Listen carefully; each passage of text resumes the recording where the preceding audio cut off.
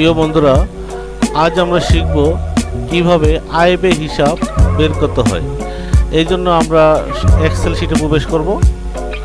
এখানে লেখা আছে calculation of business income and expense. আমরা সবাই জানি ইনকাম মানে আয়, এক্সপেন্স মানে বিনিয়োগ বা খরচ। এখানে দুইটি অপশন দেওয়া আছে, ক্যাশ এ এবং ক্যাশ বি।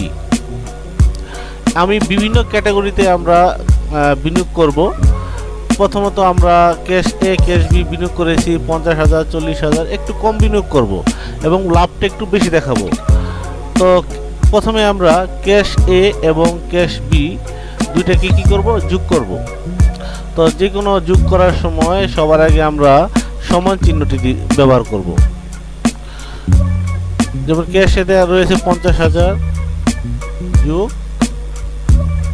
ক্যাশ বি 40,000, তো এখানে আসলো 90,000 টাকা। তো দুইটা ক্যাশ মিলে আমরা বিনিয়োগ করছি 90,000 টাকা এবং সবারটা কর্নারের বাটনে ক্লিক করে নিচে টান দিব, তাহলে সবার বিনিয়োগটা বের হয়ে যাবে। এবং বিনিয়োগ করার পর আমরা যে লাভ করেছি সেটা বের করতে হবে ক্যাশ এ ক্যাশ বি। যেমন ক্যাশ এতে আমরা বিনিয়োগ করছি 50,000 টাকা, এখানে লাভ দেখে গেছি 60,000 টাকা।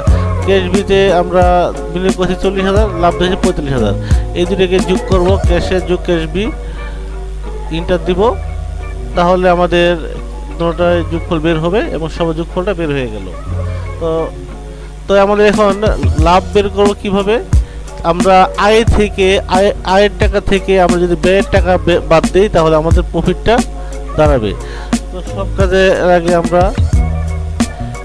আমরা সমান চিহ্ন ব্যবহার করব।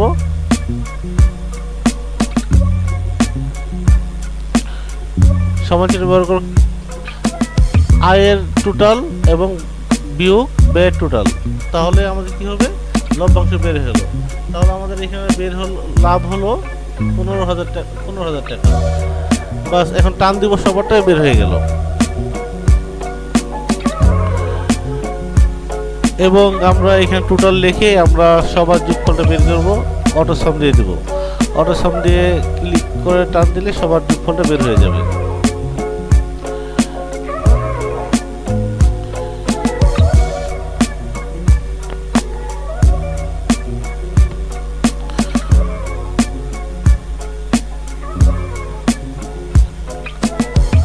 এভাবে আমরা সবার যোগফলটা বের করে নেব।